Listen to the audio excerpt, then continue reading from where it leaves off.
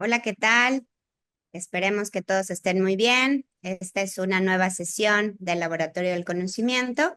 Aquí vamos a estar discutiendo algunos puntos y en la sesión de hoy vamos a tener el placer de escuchar una propuesta de Jesús Ramírez Bermúdez que se llama, bueno, que él le ha denominado el metaproblema de la psicopatología.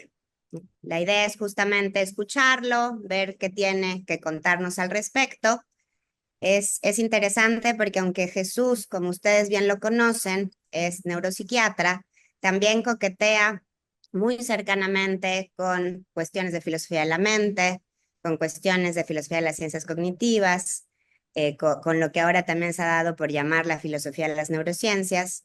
Entonces, pues es muy importante para nosotros también ver como todo este abanico epistémico que nos muestra muchas veces Jesús y pues sobre todo este problema que es precisamente es un poquito un diálogo entre cuestiones de un estilo mucho más psicopatológico, ¿no? Lo que tiene que ver también con estos padeceres mentales, pero llevándolo a un territorio muy importante que es pues la discusión en cuanto a paradigmas, ¿no? Perspectivas de la filosofía de la mente. Así que bueno, pues también tenemos el gusto de tener con nosotros, bueno, al equipo de siempre, a Eugenio Tiselli, a Octavio Moctezuma, yo soy Jimena González Grandón, pero además tenemos dos invitados de lujo, tenemos a Alejandro Vázquez del Mercado y a Fernanda Pérez Gay. Así que pues poco a poco les iré dando la palabra a cada uno. Muchísimas gracias por estar aquí con nosotros y pues comencemos, estimado Jesús, Sí. con lo que tienes que contarnos. Muchas gracias, Jimena, y gracias a todas y a todos ustedes por estar aquí hoy. Yo sé que este, lo más preciado que tenemos es nuestro tiempo. Yo sí soy existencialista en ese sentido y pienso que casi es lo poco sagrado que hay en nuestras vidas, el tiempo que se nos escurre entre los dedos, ¿no? Y decía Kundera que de ahí viene toda la tristeza de la vida, de ver cómo se nos escurre entre los dedos el tiempo.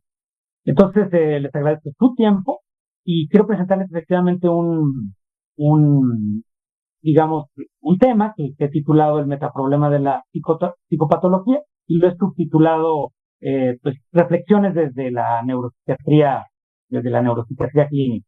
Quiero explicar un poquito de qué va esta idea. En una panorámica muy general, ahora Jimena hablaba de algunos intereses que a mí me sonroja un poco, ¿no? Que digas que son intereses filosóficos, porque yo estoy muy lejos de tener una formación en ese sentido y tengo intereses. ¿Por qué? Porque cuando hacemos una práctica clínica empezamos a hacernos preguntas, ¿no? Se dice que un buen clínico de cualquier ramo, un médico, un gastroenterólogo, el que sea, todos los días se hace 4 o 5 preguntas de cosas que no sabe. Pueden ser cosas que tienen que ver con el ojo, el dolor, los músculos, lo que sea, ¿no?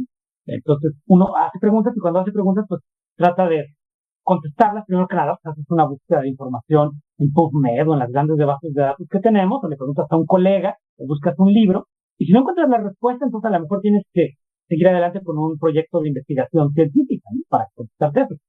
Pero a veces los problemas son realmente problemas teóricos que tienen que ver con los conceptos que usamos, ¿no? Por ejemplo, la psiquiatría pues utiliza esas raíces etimológicas de lo psicológico, del psiquismo, de la psique, pero propiamente contestar cuál es el referente de ese concepto es un problema que probablemente excede a la investigación empírica. Lo mismo podríamos decir con el pathos, ¿no? De la patología. Pues ahí, para contar lo que es el pathos de la patología, podríamos por una parte hacer una investigación filológica, ¿no? O como lo haría a lo mejor un Hans-Georg Gadamer o algo así, ¿no? Que iría a buscar en los textos de Aristóteles o qué sé yo, para encontrar esas nociones de lo patológico. A lo mejor tendríamos que ir a las teorías de la retórica, al teatro, para entender propiamente qué es el pathos, ¿no? Y por qué hay una cierta acercamiento teórico entre esas nociones de la retórica, por una parte, por otra parte, de las emociones, el afecto, los sentimientos, y lo que ha llegado a llamarse la patología propiamente dicha en el campo de la medicina, ¿no? Entonces, hay una dimensión histórica, filológica, que tiene que ver con estos conceptos, y luego a medida que vamos acercándonos ya al presente, nos damos cuenta de que es un debate no resuelto por las ciencias empíricas, que realmente requiere una discusión metateórica. Y bueno, eh, si a eso ustedes le quieren llamar filosofía, pues yo estoy encantado de llamarle así, ¿no? Me parece un término con la mayor prestancia, ¿no? Que se puede tener en el ambiente filosófico. Yo me conformo con planteármelo a mí mismo como un debate metateórico, ¿no? Y entonces entro ya en el tema propiamente. Yo quiero hablar de la metateoría de la psicopatología, porque la psicopatología es un terreno de incontables debates científicos y filosóficos y sociales, políticos, económicos, culturales, etcétera. ¿En qué sentido? Pongo un número, ¿no? Que a veces pone Marvin Gottfield, que dice que hay unas 500 escuelas de psicoterapia. Y cada escuela de psicoterapia tiene su propia teoría, ¿no? ¿De qué? ¿Teoría de qué? Pues teoría de los problemas psicopatológicos, teoría de los trastornos mentales, teoría de los trastornos psiquiátricos, teoría de las enfermedades mentales. O sea, desde ahí ya viene un problema, ¿no? ¿Cómo le vamos a llamar a eso, a ese campo de problemas clínicos? Yo en forma muy pragmática digo, pues son problemas clínicos, ¿no? Pero también una fractura es un problema clínico, entonces tengo que definir un poquito más qué tipo de problema clínico es al que yo me refiero. Y diré, bueno, es el problema clínico de aquel que va y toca la puerta de un psiquiatra o la puerta de un neurólogo que hace neurología cognitiva o la puerta de un psicoterapeuta, pero ese psicoterapeuta puede ser un psicoanalista o puede ser un psicólogo del tipo conductista o puede ser un psicólogo del tipo cognitiva, etcétera. Y cada uno de ellos va a tener su propia teoría para abordar esos problemas. Algunos pensarán que realmente es válida la noción de patología, o sea, de psicopatología. Y algunos pensarán que ni siquiera es válida esa noción. Ese es el problema, la pregunta más radical que nos obliga a tener una metateoría de la psicopatología. Porque la psicopatología, como una disciplina científica, híbrida, interdisciplinaria, que tiene un pie en la psicología y tiene un pie en la psiquiatría, la psicopatología es una disciplina científica que trata de abordar el problema de los síntomas mentales, las disfunciones conductuales, los síndromes neuropsicológicos y lo que se conoce como trastornos psiquiátricos primarios, pero también el campo de los problemas neuropsiquiátricos que aparecen en el contexto de las enfermedades neurológicas. O sea, todo ese edificio es el campo de la psicopatología. Y los problemas psicopatológicos tienen dos puntos en común. Uno, afectan la dimensión psicológica de la vida humana, por definición, si no, no es psicopatología. Y el segundo punto, son conceptualizados como patológicos. Entonces tenemos que explicar lo psicológico y lo patológico si queremos progresar en un proyecto teórico de psicopatología. Ahora bien, con frecuencia se dice, ¿no? Los trastornos mentales, hay una epidemia, hay 500 millones de personas en el mundo con trastornos mentales, pero ahí ya estamos dando por hecho que existe esa noción y que esa noción es válida, que esa noción tiene una cierta validez científica o teórica o empírica o práctica, ¿no? Y eso es justamente lo que nosotros ahora queremos aquí problematizar. Ahora bien, las vertientes teóricas son muy diversas. Algunas vertientes teóricas, como las vertientes médicas propiamente, pues se basan en conceptos de neuroanatomía funcional, bioquímica, psicofarmacología, neurociencia cognitiva, afectiva y social, neuroendocrinología, neuroinmunología, fisiología en general, o sea, la fisiología general del organismo es relevante para la psicopatología y lo sabe cualquier psicopatólogo, ¿no? Yo siempre pongo, por ejemplo, la noción de delirium, que es la noción psicopatológica más antigua de la medicina, viene del corpus hipocrático, hace unos 2500 años, y aparece en el libro de las epidemias de Hipócrates, ¿no? Y se hacen descripciones de sujetos con alucinaciones y demás en ese contexto. Entonces, toda la medicina interna está implicada en el campo de la psicopatología. Pero por otra parte, hay vertientes que analizan teorías más actuales de, por ejemplo, metabolismo, ¿no? Teorías del metabolismo, teorías energéticas para entender el cerebro humano, etcétera, etcétera. Por otra parte, las perspectivas psicológicas se fundamentan en teoría, en la psicología cognitiva o conductual, en las perspectivas psicodinámicas que siguen teniendo un papel importante en la práctica de la salud mental, o las aproximaciones que van en este espectro de la fenomenología a la hermenéutica y a las perspectivas existenciales, ¿no? Esta también es otro campo importante de las aproximaciones psicológicas. Y finalmente las aproximaciones sociales, pues enfatizan los aspectos históricos, culturales, político-económicos que influyen en la formación de los conceptos psicopatológico. Ahora, muchos profesionales de la salud mental, yo he hecho estas encuestas entre psiquiatras y psicólogos, y ellos suscriben una aproximación biopsicosocial, como se le llama, ¿no? Como la formuló Engel en los años 70, que ha sido criticada como muy vaga, y hay aproximaciones mucho más actuales de Derek Bolton y otros autores que plantean que la perspectiva biopsicosocial sí se puede formular con rigor filosófico, conceptual y científico, y ellos, por ejemplo, llegan a la conclusión, ¿no?, de que la dimensión de lo psicológico, que es la más difícil de definir, ellos la definen como embodied agency, ¿no?, una agencia encarnada, la agencia corporal. Esa sería para ellos la dimensión de lo psicológico, que se encuentra en una especie de nivel intermedio entre lo biológico y lo social, ¿no? Ahora, Bolton siempre enfatiza que esto lo ilustramos como si fueran niveles verticales, ¿no? Pero en realidad está totalmente integrado, solo son niveles de análisis abstracto, ¿no? Pero la realidad es una, o sea, él es un monista, podríamos decir. Y en fin, esa es una perspectiva, ¿no? El problema, yo creo, es que dentro de todas estas escuelas que supuestamente suscriben una formulación biopsicosocial, hay debates muy duros, ¿no?, entre, por ejemplo, conductistas y psicoanalistas, entre teóricos de la cognición y teóricos de la conducta, ¿no?, entre enactivistas y computacionalistas, entre fenomenólogos y cognitivistas, etcétera, ¿no? Entonces hay un sinnúmero de debates y el punto que a mí me interesa el día de hoy es plantearnos cuáles son realmente las preguntas relevantes para poder no resolver el problema metateórico de la psicopatología, que no, me parecería totalmente eh, ingenuo tratar de resolverlo ahora mismo, ¿no? Nada más se trata de delinear correctamente las unidades de análisis, hacer las preguntas correctas para que simplemente podamos tener una, digamos, un diagnóstico de las preguntas más relevantes para entender lo psicopatológico, ¿no? Para entender las teorías de lo psicopatológico. Muy bien, entonces, decía yo que la psicopatología entonces es una ciencia interdisciplinaria que, como toda ciencia, se propone: 1, describir; 2, explicar; 3, predecir; y 4, proveer de fundamentos para la intervención y el control sobre los problemas de salud mental. Ese es el problema de la psicopatología. El problema de la psicopatología es el problema de describir, explicar, predecir y intervenir en las condiciones, en los trastornos mentales.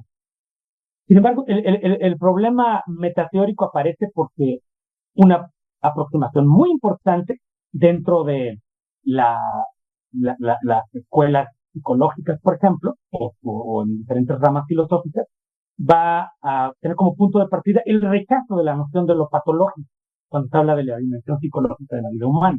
Esa es una noción. Y luego tenemos otro problema, que es el problema de definir propiamente lo psicológico.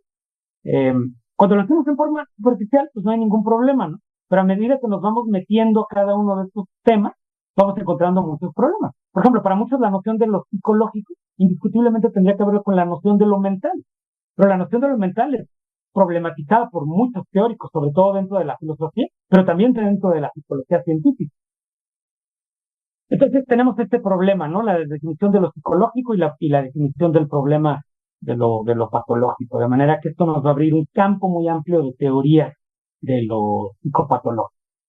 Entonces, para mí el problema metateórico de la psicopatología se refiere a explicar por qué ciertos tipos de comportamiento y experiencia se consideran indicadores de un trastorno o de una patología, porque ciertos patrones de comportamiento y experiencia se consideran patológicos o indicadores de un trastorno, y en algunas teorías, pero en otras teorías no. Esa sería una primera pregunta, ¿no? Metateórica, una primera pregunta central. Y aquí tendríamos que preguntarnos, ¿qué es lo que da cuenta de esa heterogeneidad teórica? ¿Por qué algunas teorías lo aceptan y por qué otras teorías lo rechazan? Esa sería una primera pregunta. Y progresando un poco en ello, podríamos preguntarnos cuáles son los fundamentos teóricos que nos permiten conceptualizar los constructos psicopatológicos. Y tenemos que preguntarnos si esos constructos psicopatológicos son, digamos que, herramientas válidas para la investigación científica y tecnológica en la medicina, en la psicología y en la neurociencia, y cuáles son los fundamentos teóricos que nos permiten integrar en forma coherente ciertas teorías. O sea, es posible que algunas teorías se puedan integrar en forma coherente y otras no. Tal vez si procediéramos mediante un proceso de abstracción y dijéramos, bueno, esta familia de teorías pueden abstraerse para formar como una especie de suprateoría, pero a lo mejor otras quedarían completamente fuera, ¿no? de eso. Pero a lo mejor otras podrían agruparse en una especie de teoría rival. Ese es mi punto de vista. Podríamos tener como metateorías rivales, en cierta forma. Entonces, sintetizando, el metaproblema de la psicopatología sería, dentro de los límites de un debate racional abierto a la investigación científica, cuáles son las condiciones de validez para hablar de constructos psicopatológicos. Ese sería el problema. ¿Cuáles son esas condiciones de validez? ¿No? O sea, ¿qué condiciones tendrían que cumplirse para que desde el punto de vista de un debate científico racional aceptáramos como válidos esos constructos psicopatológicos, y también para reconocer que si esas condiciones no se cumplen, deberíamos rechazarlos? Eso sería el planteamiento. ¿Cuáles son esas condiciones de validez? Entonces, esto nos lleva a dos temas, ¿no? Y voy a avanzar entonces a la siguiente parte de mi presentación. Lo primero sería el problema de lo psicológico. El problema de lo psicológico, yo voy a basarme en una idea general que tengo, ¿no? Que es que lo psicológico tiene tres tipos de referencia. Uno se refiere a la experiencia subjetiva, que puede, con diferentes terminologías, definirse como los contenidos de lo mental, las actitudes proposicionales, la experiencia consciente, la experiencia subjetiva. Tienen muchas maneras de formularlo, pero en última instancia estamos hablando de la experiencia subjetiva. Esa es una dimensión de lo psicológico. Otra dimensión de lo psicológico es la dimensión del comportamiento propiamente dicho. Comportamiento objetivo, y aquí voy a usar una definición clásica, que es la conducta de interacción, o la interacción propiamente dicha entre el organismo y su entorno.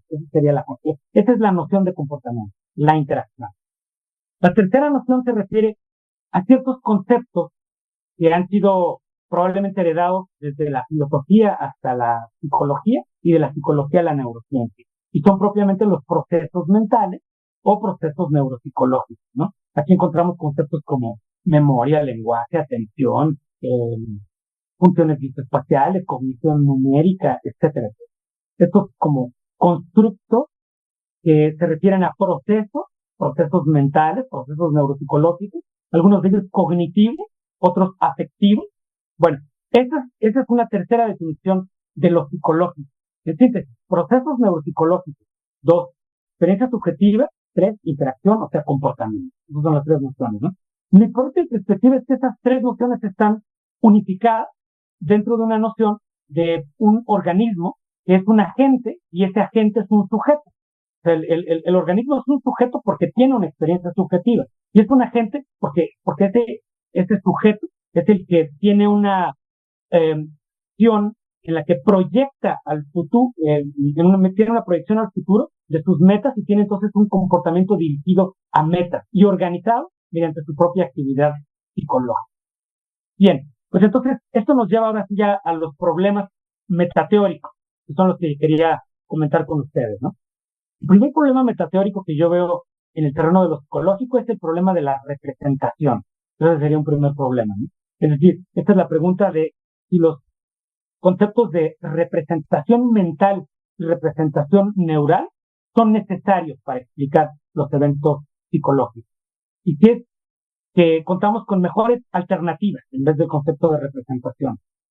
Alternativas que tengan el mismo poder explicativo o un mayor poder explicativo, ¿no?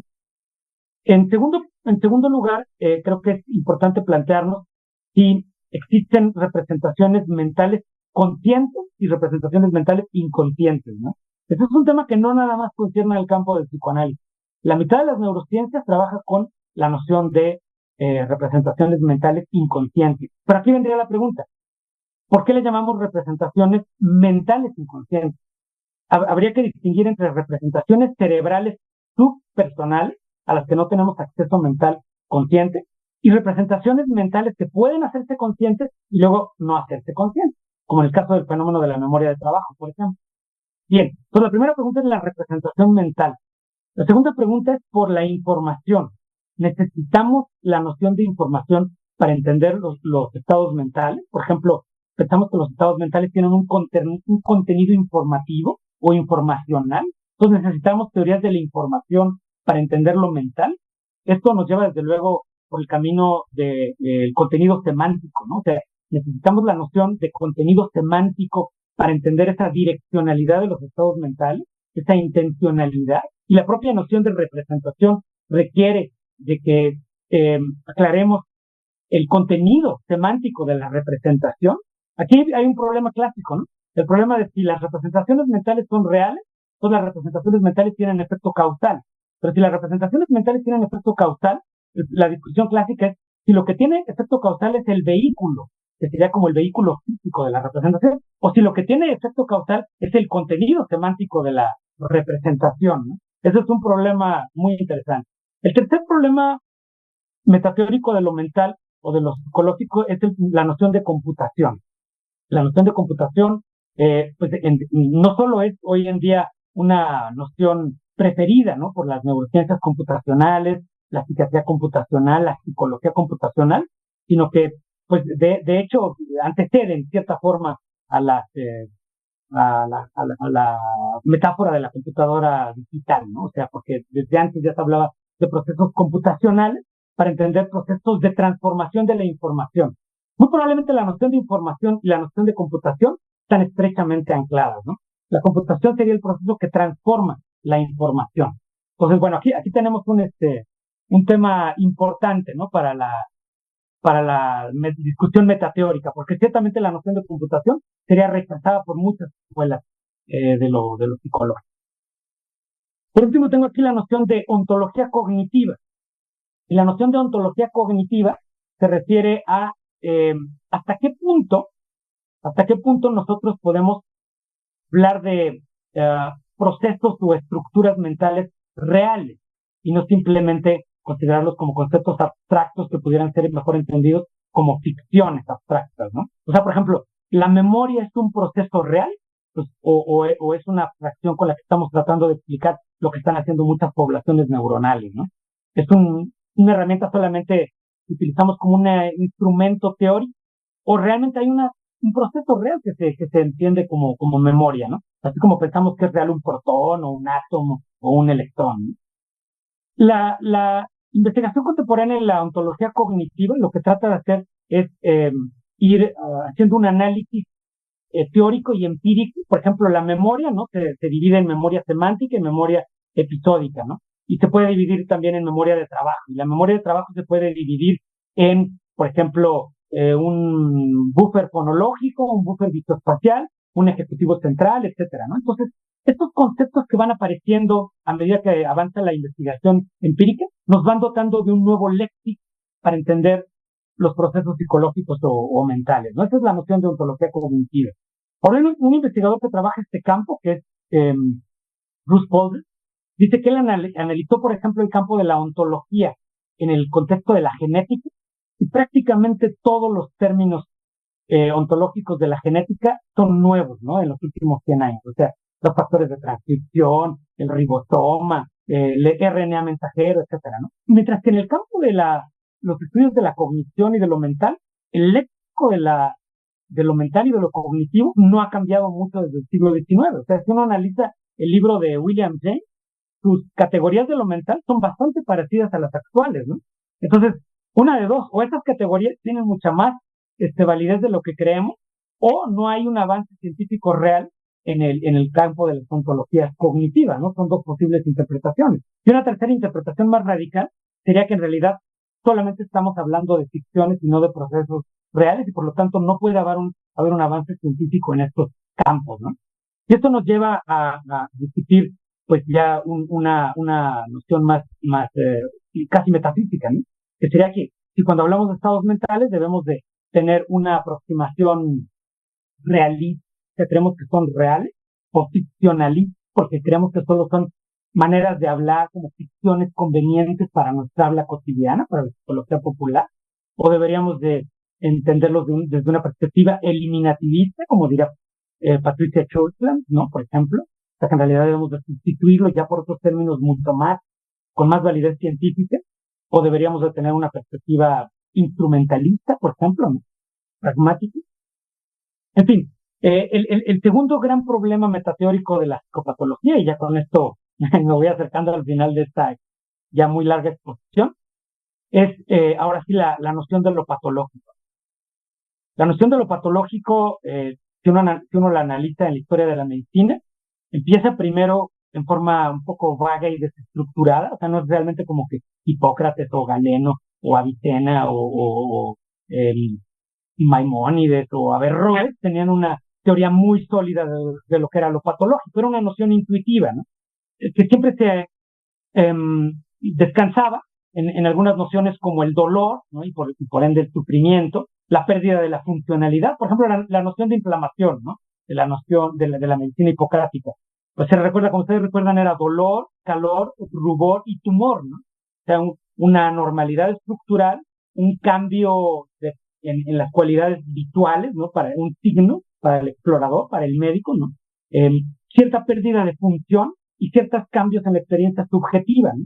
Esas son como las raíces probablemente empíricas, ¿no? En el terreno de la medicina. Ya en el siglo XIX se formalizan con Virchow y otros autores la noción de patología, ¿no? Entonces aquí aparece la patología como anormalidad estructural, una normalidad estructural que puede medirse en muchos parámetros, ¿no? En última instancia en parámetros histológicos, y que nos lleva a la noción de una muerte celular que se puede generar por apoptosis o por necrosis, por ejemplo, ¿no? Entonces, en neurología, por ejemplo, todavía la noción de patología es la noción de muerte neuronal. O sea, uno diría que hay patología donde hay muerte neuronal o donde hay muerte de otras células, ¿no? En otros campos de la patología. Luego habría una noción más fisiológica, que diría que es una alteración de la homeostasis, ¿no? Y ahí avanzamos hasta donde de nuestros conceptos fisiológicos nos lo permiten. Puede ser una anormalidad en las concentraciones de sodio, potasio, etcétera, ¿no? O puede ser una anormalidad en alguna señal electrofisiológica, ¿no? En el campo de la neurofisiología, por ejemplo. Entonces tenemos anormalidades estructurales y funcionales, ¿no? Sería una manera de plantearlo. Por otra manera de plantearlo, tan antigua como la propia medicina, es la noción del malestar subjetivo, el sufrimiento propiamente dicho. Un sufrimiento que no se explica por otras instancias, ¿no? O sea, si tú sufres porque, por ejemplo, te encerraron en la cárcel, porque estabas luchando en contra del esclavismo, en una sociedad esclavista, pues probablemente la mejor explicación para tu sufrimiento no es la noción de lo patológico, sino es una noción política, etcétera, ¿no? Sin embargo, si estas explicaciones no aclaran el caso, habría que considerar la noción de lo psicopatológico como una explicación del sufrimiento, que es lo que veríamos en el contexto de la crisis de pánico, de la depresión mayor, de la despersonalización, etcétera, etcétera. Aquí otra noción subjetiva muy interesante y diferente al mero sufrimiento sería la noción de la pérdida de agencia. Algunos sujetos con trastornos mentales, por ejemplo, sienten que han perdido agencia sobre su capacidad para pensar con claridad, sobre su capacidad para resolver problemas, ¿no? Y este sentimiento subjetivo de pérdida de agencia también puede considerarse un concepto de los psicopatológicos. Pero aquí lo importante es discutir si estas nociones son válidas, ¿no? O no son válidas. O sea, la noción de sufrimiento subjetivo, intenso, y debe de aclararse siempre, ¿no? Un sufrimiento que no mejora con las medidas cotidianas, ¿no? O sea, por ejemplo, si yo mejoro mi sufrimiento cantando y me pongo a cantar y se me quitó el sufrimiento, muy probablemente eso no es el problema del psicopatólogo, ¿no? El problema del psicopatólogo empieza cuando cantar no alivió el dolor, cuando hacer ejercicio no alivió el dolor, cuando hacer yoga no alivió el dolor. Entonces, cuando empieza el problema del psicopatólogo, porque entonces es cuando la gente va a consulta, ¿no? Nadie quiere ir a consulta. Cuando la gente va a consulta, típicamente ya fueron con el sacerdote, muchas veces ya fueron con el brujo, ya se hicieron una limpia, etcétera, etcétera, ¿no? Entonces, ahí es donde empieza el problema de los psicopatológicos. Pero, ¿cuál es la validez de estas evaluaciones intersubjetivas de lo psicopatológico? Entonces, el problema metateórico es el problema de la causalidad. ¿Cómo conceptualizamos la causalidad en el contexto de la psicopatología? Aquí hay otro amplio terreno de debate. La formulación más clásica es una especie le llamaríamos causalidad ascendente o top-down, ¿no? Que va desde el nivel de lo molecular al nivel de lo celular y del nivel de lo celular al nivel de los tejidos y el nivel de los tejidos al nivel de sistemas y del nivel de sistemas neurales al nivel del comportamiento. Entonces, el sujeto tiene un comportamiento disfuncional porque tiene una disfunción molecular o algo así. Esa es una forma de entender los procesos causales, ¿no? Otra manera de entender los procesos causales es agentes externos, ¿no? Que puede ser desde un virus o una experiencia traumática. Y esto nos lleva a una tercera noción de causalidad, que sería la causalidad psicológica, por ejemplo, ¿no? Procesos de aprendizaje. Por ejemplo, el condicionamiento pavloviano, el condicionamiento operante, el condicionamiento vicariante, serían formas de entender la causalidad psicológica que puede llevar también al desarrollo de procesos psicopatológicos. O sea, ahí hay un tercer problema metateórico.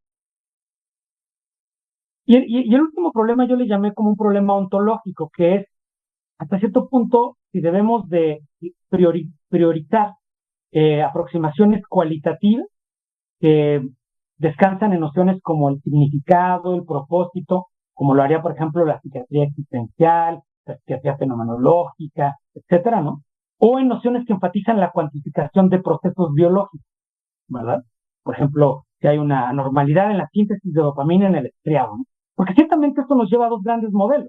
Un modelo mecanístico, ¿no? Cerebral, computacionalista, que es típico de la neurociencia computacional, y otro modelo que es un modelo más fenomenológico, eh, y que muchas veces rechaza estas nociones mecanísticas, ¿no? Para mí el gran problema es si podemos integrar o realmente son teorías rivales que nunca podrían acabar de integrar.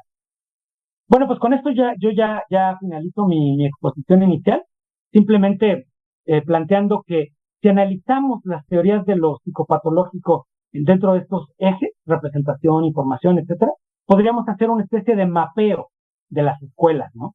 De las posiciones teóricas, donde de pronto quedarían algunas configuraciones muy peculiares, ¿no?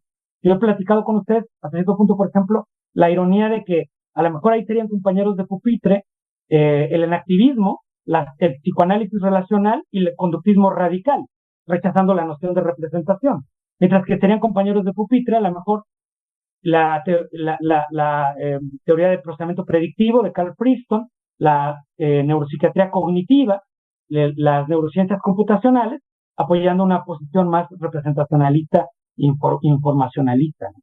Entonces, creo que se presta para un análisis, una disección de las teorías y para analizar su posible convergencia. Ese sería el planteamiento hasta el momento. Gracias. Ok, súper. Muchas gracias, Jesús. Yo creo que abres varias discusiones. Así a mí, así nada más de entrada, pues hablar más profundamente de la noción de causalidad. O sea, de alguna manera justo la gracia que aporta el activismo es que es una causalidad organizacional. Entonces deja de ser lineal en cualquier sentido, aunque sea multilineal. Y pensaba también como en esos procesos que contribuyen al desarrollo de los desórdenes psiquiátricos, ¿no? O sea, como siempre son biopsicosociales, o sea, esa multifactorialidad pues también le da una complejidad. Entonces, bueno, pues vamos a darle la palabra a Alejandro, por favor. Muchísimas gracias. Qué gusto escucharte, como siempre, Jesús. Sobre lo que se comentaban al principio sobre filosofía, pues aunque a mí me gusta muchísimo hacer ese esfuerzo por hacer interdisciplina y tener que hacer esa parte de traducción, realmente contigo nunca es necesario eso. Tu competencia filosófica es igual a la de un colega, entonces pues más bien yo lo veo como pues un ejercicio de filosofía con un investigador en otra área, pero que está haciendo filosofía tal cual, ¿no? Entonces, muchísimas gracias. Em, yo quisiera primero hablar sobre, o me gustaría escuchar un poco más sobre cuál es la motivación para hacer un marco teórico general, ¿no? O pensar si, es decir, creo que sí hay muchos problemas metateóricos, pero yo creo que algo que podríamos poner a discusión es si realmente existe el problema metateórico, porque eso estaría presuponiendo algo así como que es siempre necesaria la unificación teórica. Y creo que hay una distinción entre lo que es unificar teóricamente o integrar conocimientos para llevar a cabo ciertas acciones o para la práctica, ¿no? porque distintas disciplinas pueden tener pues distintas ontologías, distintos presupuestos y aún así encontrar maneras de integrarse, ¿no? Como por ejemplo pues la infectología, la epidemiología, tienen ontologías muy distintas, pero pueden compartir información. Lo mismo sucede con distintas partes de la biología. La biología de poblaciones, por ejemplo, requiere de una ontología de poblaciones. Otras partes de la biología molecular, por ejemplo, no siempre o no necesariamente. Entonces, hay una idea de Weishaupt de cómo podríamos ver esas cosas. Y entonces lo que dice él es, cuando vemos estos casos de integración, al final lo que encontramos en realidad es lo que él le llama intercambios de datos intercampo, donde no necesariamente hay una integración explicativa. Estoy pensando en cosas como, por ejemplo, o ejemplos que él usa, es la psicología matemática y la neurociencia cognitiva. Entonces, son realmente, perdón, enfoques muy diferentes. La psicología matemática es completamente abstracta y le interesan datos como el tiempo en que se hacen la tarea, etcétera, y a partir de ahí modelan, pero en ocasiones se pueden constreñir mutuamente ambas disciplinas por medio de esa transmisión de datos. Y uno lo podría ver como, bueno, tal vez es un premio de consolación, pero también uno podría decir, pues las cosas están funcionando como deben, ¿no? Ambos enfoques teóricos se están constriñendo mutuamente, ambos están ayudándose a progresar, cada uno está describiendo la parte que le toca. Entonces, yo creo que habría que, pues, pensar cómo motivar que hay ese problema metateórico y sin duda, claro, estos son casos muy ordenados, donde todo funcionó bien. Estoy seguro que toda la cantidad de enfoques que describiste, pues hay muchas disfunciones, como lo hiciste notar. Eh, no se reconocen mutuamente las mismas nociones. Unos piensan que otros están perdiendo el tiempo. Entonces, sí, definitivamente creo que hay problemas particulares sobre los cuales trabajar, pero el caso óptimo, el caso de un marco que permite que todos sepamos dónde estamos y que cada quien sepa qué parte le toca y que haya una especie de unificación explicativa, sería muy bueno, pero creo que valdría la pena preguntarnos, eh, pues si sería necesario. Esto no implica necesariamente que estén desconectadas las cosas.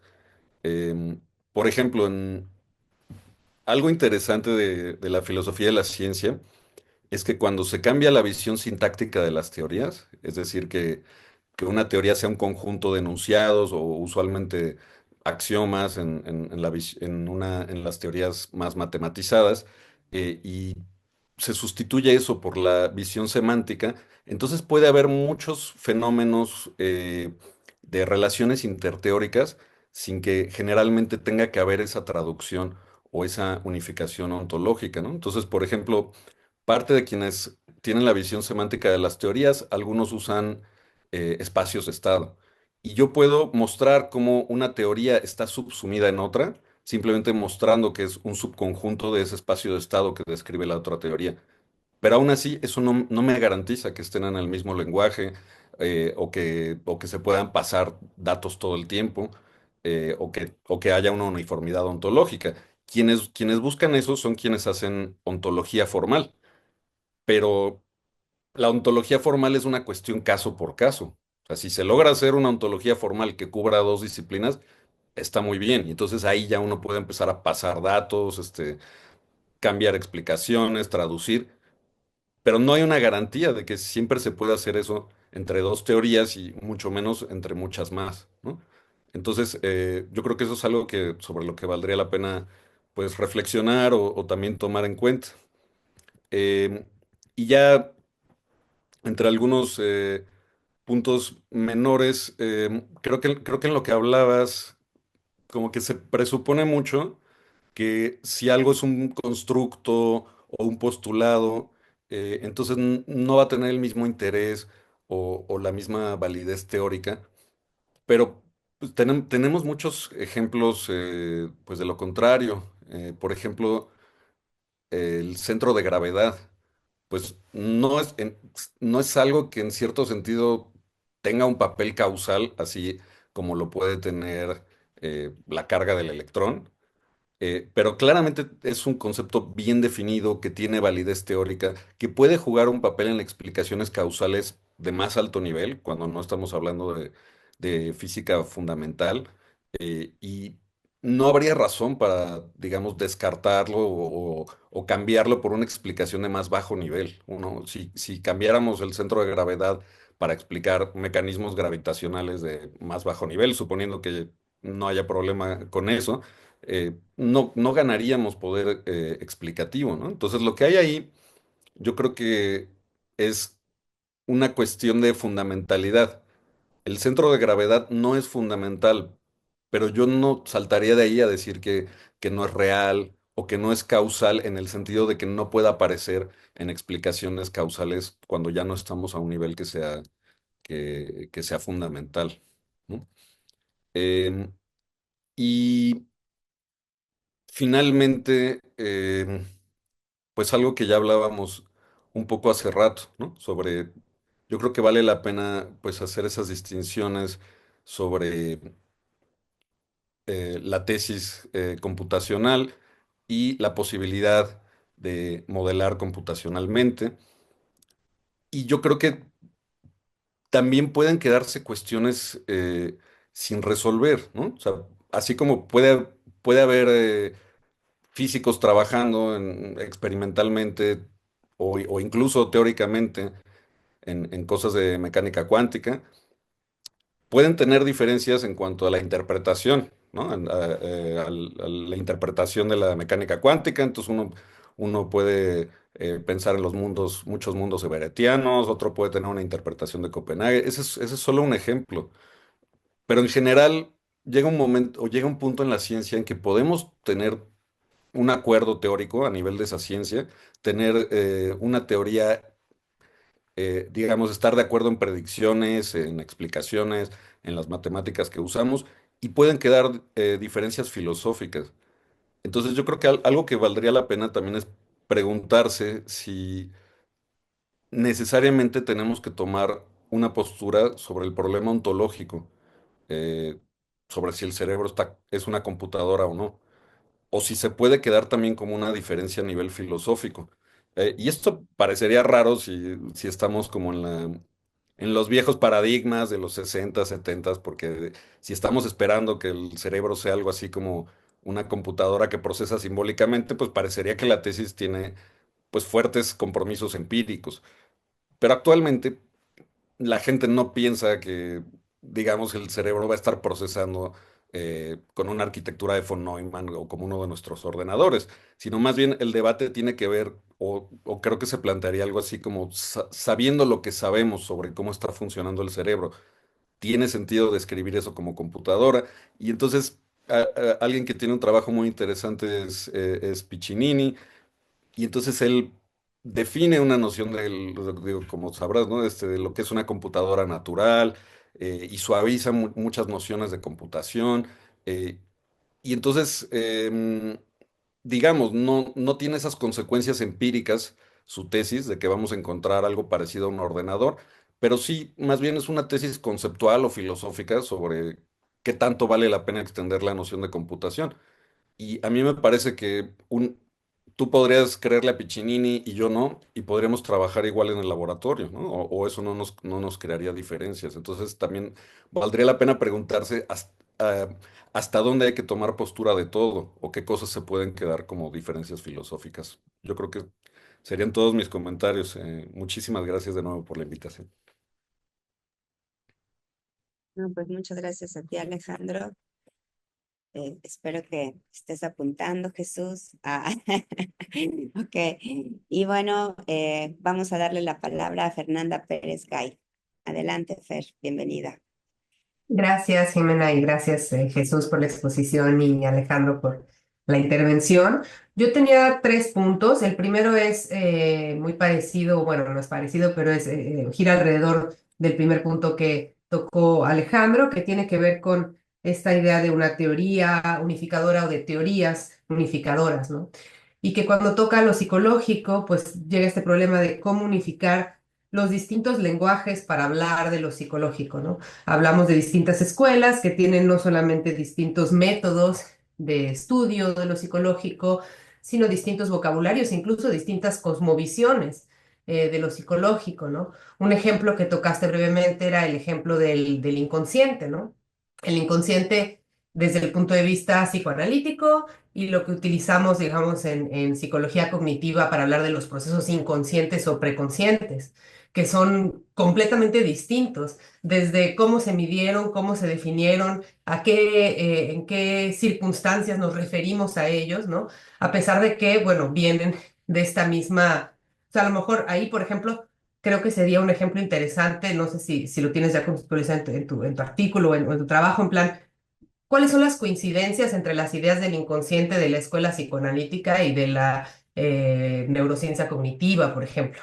¿Hay algún punto en el cual se tocan y cuáles son las diferencias, o más allá de que, como digamos, tienen un nivel de descripción distinto? Entonces, bueno, también como decía Alejandro, ¿es necesario reconciliar las posturas filosóficas? Probablemente no, y probablemente es muy difícil, especialmente en lo que toca ya corrientes psicoterapéuticas y etcétera, pero a lo mejor sí hacer un mapeo conceptual en algunos conceptos compartidos entre diferentes escuelas o diferentes líneas de pensamiento. Eso era, y sí, esta idea, digamos, de integrar versus unificar, o al menos si no vamos a poder unificar y hablar todos el mismo lenguaje porque venimos de diferentes escuelas de pensamiento y diferentes métodos, pues a lo mejor sí encontrar puntos comunes y entender las diferencias dentro de nuestros constructos teóricos.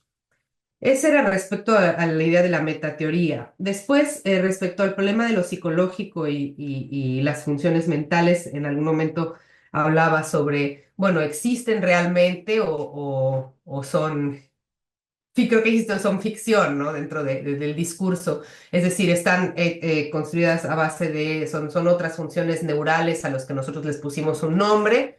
Y bueno, yo creo que a mí me gusta esta idea de que a falta de una descripción física de las funciones mentales, pues recurrimos a funciones metafóricas, perdón, a descripciones metafóricas. Es decir, durante pues todos los años que hemos estado estudiando estas funciones, estos procesos, pues les asignamos metáforas, el computacionalismo mismo, la mente como computadora es una metáfora. Hablabas de William James y yo creo que una de las cosas que hacen tan atractivo a William James, pues son sus metáforas dentro de estas funciones mentales que siguen teniendo, a pesar de todos los descubrimientos que han sido traídos por la tecnología, neurocientíficos, neuropsicológicos, las metáforas para describir ciertas funciones mentales, como no sé, por ejemplo, se me ocurre, a mí me gusta mucho la descripción que hace de la memoria, que dice que la memoria es la persistencia de las asociaciones, ¿no?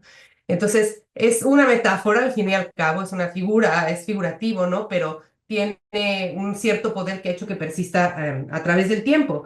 Y al final, muchas de las teorías con las que estamos trabajando, pues están a prueba del tiempo, yo creo. Incluso el procesamiento predictivo y tantas cosas que ahorita tienen tanto appeal y la gente está tan emocionada, eh, pues qué tanto van a persistir cuando diferentes perspectivas vayan y vengan, ¿no?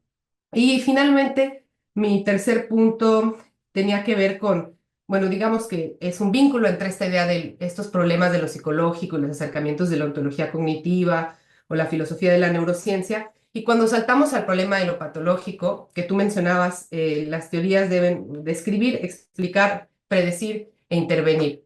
Y creo que ahí hay una especie también de conflicto o de salto entre la descripción y la intervención, ¿no?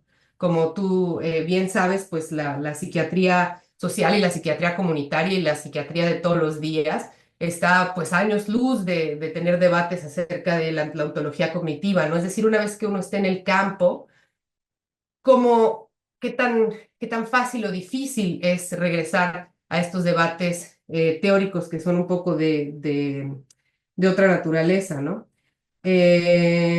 Y respecto a eso también, bueno, ese era uno sobre lo patológico. Y la otra era esta idea de el umbral de lo patológico, ¿no? Si definimos lo patológico por oposición a lo no patológico, entonces forzosamente estamos hablando de lo patológico como categórico, ¿no? Como una categoría.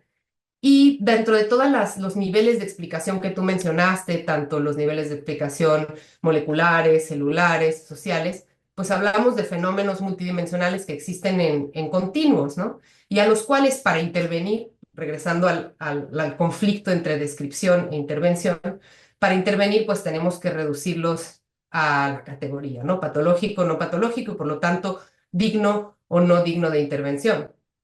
Y al final regreso a lo primero que tú dijiste, que es que independientemente de los debates teóricos, pues resulta ser que lo que hace que sea digno de intervención, pues es el momento en que la persona llega y toca la puerta del el que practica la clínica en salud mental, ya sea el psicólogo, el psicoterapeuta, el psiquiatra, o bueno, o es traído por alguien más en un contexto de disfunción, ¿no?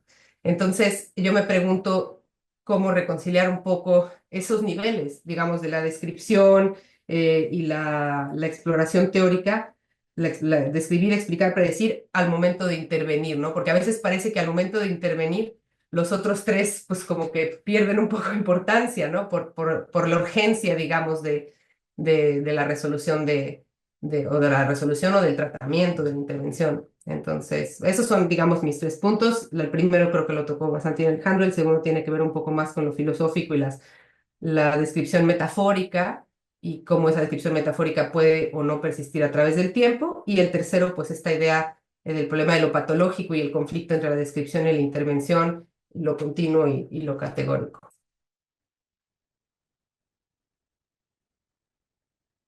Ok, pues muchas gracias, Fernanda. No sé si Octavio, Eugenio quieren decir algo, ¿no? ¿Ninguno? Ok. Bueno, pues adelante, Jesús. Es tu momento de replicar a ambas intervenciones. Muchas gracias, Jimena, y muchas gracias a Alejandro y a Fernanda por esa magnífica perspectiva que me di. Y primero quisiera reaccionar tantito a la noción que tú planteaste, Jimena, ¿no? De causalidad organizacional. Yo siento que el problema de la causalidad es central en todo este debate porque digamos que las intervenciones que hacemos, ¿no? En la práctica de la salud mental, como dijo Fernando, ya sea desde el campo de la psicología, desde el campo de la medicina u otros campos emergentes, ¿no? Trabajo social y demás, presuponen una noción de causalidad, no siempre analizada, que ese sería mi punto, ¿no, Fernando? O sea, en la psicología social, en la psicología comunitaria, etcétera, se presupone una noción de causalidad no necesariamente analizada. Y yo creo que sí tenemos que analizarla y ahorita trataré de argumentar por qué. Entonces, la noción de causalidad me parece central a todos los debates. Yo, por ejemplo, pues he tenido muchos debates con gentes del ámbito del conductismo, etcétera, ¿no? Y ahí siempre está el debate, ¿no? Si la causalidad son los procesos de aprendizaje y en última instancia las contingencias, o sea, la organización de los estímulos, o como lo sugieren otros gentes de una orientación más neurobiológica, la causa son los procesos cerebrales, ¿no? Que organizan las señales, digamos, sensoriales y los estímulos y dan una respuesta, ¿no? Hay dos maneras de entenderlo, ¿no? Entonces, depende cómo entendemos lo que es una causa. Entonces, yo creo que sí se requiere una discusión formal de causa, porque la ciencia lo presupone, pero tenemos que analizarlo. Yo me dedico a hacer investigación científica, entonces a mí sí me interesa realmente entender la noción de causalidad, causa necesaria, suficiente, contribuyente, causas formales en un sentido aristotélico, etcétera. Todas las nociones de causa me interesan y son un tema muy relevante en la neurociencia y ciertamente en la medicina. Otra vez, porque quizá una de las nociones más aceptadas de causalidad hoy en día es la noción, el concepto intervencionista de causalidad, ¿no? O sea, es la idea de que si una cosa es una causa, podemos nosotros, aunque sea en forma imaginaria, suponer cuál podría ser la manera de intervenir en ese factor, ¿no? Es la noción de Word, lo que se llama el autor, ¿no? Entonces, que ahora trabaja mucho Lauren Roth. Entonces, yo creo que esa noción es central. Ahora, Alejandro preguntó con mucho acierto cuál sería la motivación, ¿no? Y no sería suficiente en una forma yo lo interpreté hacia Alejandro, ¿no? O sea, no sería suficiente con tener como una especie de un pluralismo teórico, pluralismo filosófico, quizá dentro de un gran marco de racionalidad, ¿no? Donde podemos compartir ideas y donde haya cierta fertilidad, ¿no? O sea, que haya ciertos conceptos, ideas que pueden llevar a colaboraciones dentro de una fertilidad, etcétera, etcétera, ¿no? Yo creo que sí, o sea, lo que tú comentas me parece muy eh, importante y yo me conformaría con eso, ¿no? Si existiera ese pluralismo. El problema que yo veo, y esa es mi motivación, ¿no? En el campo de la salud mental es lo siguiente. Estamos hablando de problemas pues, muy sensibles. Como yo me dedico a la práctica clínica, aquí Fernanda no me deja mentir, todos los días tenemos personas con problemas realmente muy dramáticos, algunos con mucha esperanza y historias de éxito digamos, de recuperación maravillosas, ¿no? Pero no siempre son así. O sea, tratamos con personas que tienen delirios, que a veces tienen autolesiones muy, muy graves. En fin, no quiero entrar ahorita en una especie de estar haciendo narraciones un poco dramáticas, ¿no? Pero créanme ustedes que los problemas que se ven en la experiencia cotidiana son realmente problemas muy perturbadores primero que nada para el propio paciente, segundo para sus familiares, los seres queridos, y también para cualquier profesional sensible y honesto, ¿no? Que además cualquier profesional sensible y honesto entiende que hay una brecha muy grande entre, yo le llamo como la brusquedad de los hechos clínicos, ¿no? Con las que se presentan, y por otra parte, la naturaleza como preliminar de nuestras explicaciones científicas. Hay una brecha enorme, ¿no? Y esto también lleva a que nuestras intervenciones no tienen la potencia que quisiéramos que tuvieran. A veces son muy efectivas, pero a veces distan de serlo, ¿no? Y distan de serlo no solo porque la medicina ha sido incapaz de proveer una respuesta, también la psicología, también la filosofía, también el trabajo social, también la política. Nadie ha podido proveer esa respuesta, ¿no? Y quienes estamos en la cancha lo vemos todos los días. Entonces sí necesitamos un pluralismo, pero un pluralismo que organice un trabajo colectivo para dar una respuesta y aliviar un poco el sufrimiento, ¿no? Esa sería una primera motivación. Pero ahora progresemos un poco más en este sentido. Yo he trabajado también en el ámbito de la salud pública, etcétera, ¿no? Pues yo hago un diagnóstico, por ejemplo, en nuestro país faltan muchísimos recursos en salud mental, prácticamente no hay psicólogos haciendo terapia en las instituciones, faltan muchos psiquiatras, etcétera, ¿no? Ok, muy bien. Supongamos que ahorita tuviéramos un gobernante magnánimo, ¿no? Y un presupuesto impresionante y demás, y nos dijeron, ok, ¿en qué quieres gastarlo, no? Entonces resulta que estos problemas dejarían de ser teóricos y tendríamos que resolver cómo queremos invertir el dinero. O sea, por ejemplo, queremos invertir en medicamentos, entonces tácitamente estamos aceptando una ontología y una causalidad que sí tiene que ver con ciertos procesos moleculares, con ciertas categorías psicopatológicas, etcétera, ¿no? Y si realmente lo rechazamos, entonces no deberíamos de gastar en medicamentos. Pero igual, por ejemplo, yo pienso que en nuestro sistema de salud hace falta muchísimos psicoterapeutas.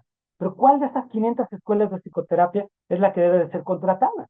¿No? Entonces, las diferencias teóricas entre conductistas y psicoanalistas son diferencias teóricas, pero si yo tengo que contratar a alguien, yo tengo que resolverlo de alguna forma o de otra.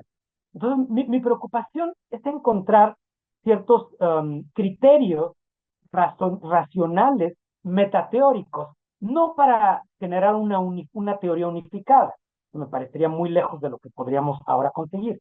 Simplemente ciertos criterios para ir resolviendo algunos problemas prácticos o teóricos, ¿no? O sea, por ejemplo, si pensáramos que la esquizofrenia realmente es una enfermedad mental, una enfermedad cerebral, por ejemplo, y a lo mejor la depresión pensamos que en la depresión hay que proponer más bien otro tipo de terapéuticas de movimiento, como plantea Saneke de Haan, autora de ecología, de enactivismo, de psiquiatría en activa, ¿no? Que propone terapias de movimiento, terapias psicodinámicas, en fin, no sé, ¿qué tipo de intervención tenemos que hacer, ¿sí? Para resolver el problema? Porque si esta intervención resuelve el problema, pues tácitamente estamos resolviendo hasta cierto punto al menos una parte del problema ontológico, ¿no? Y tenemos que apoyar ciertos programas de investigación, desde mi punto de vista, ¿no?